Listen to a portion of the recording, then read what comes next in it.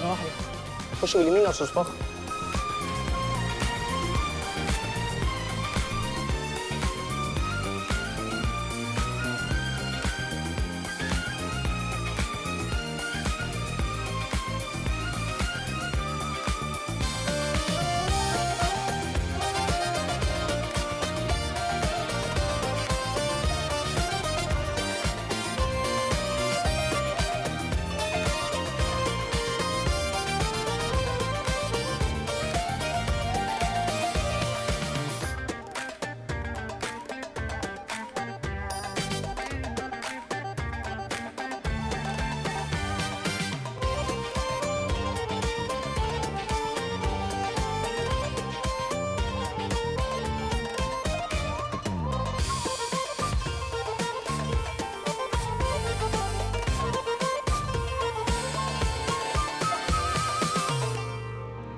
صباح الخير.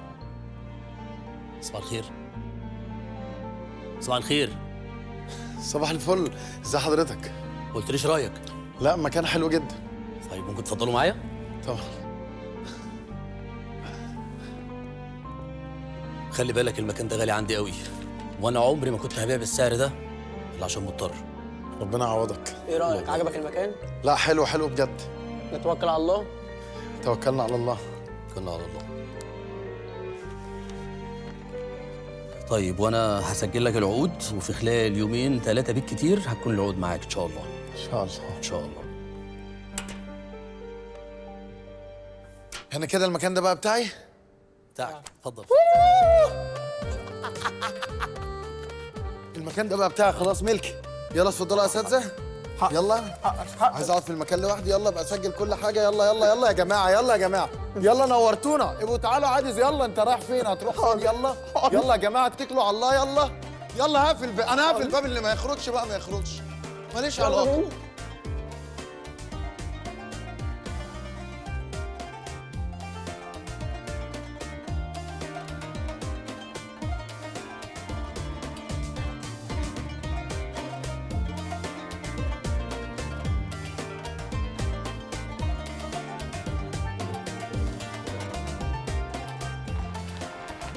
احلى شركه في العالم، محمد صلاح فخر. لهوي، ايه ده؟ ده احسن من شلبي يا مأمون.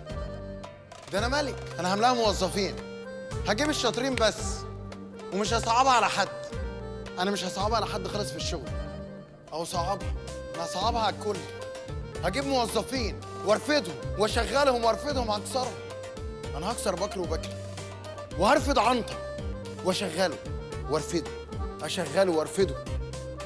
ايه ايه يا ابويا، انا عندي شركه.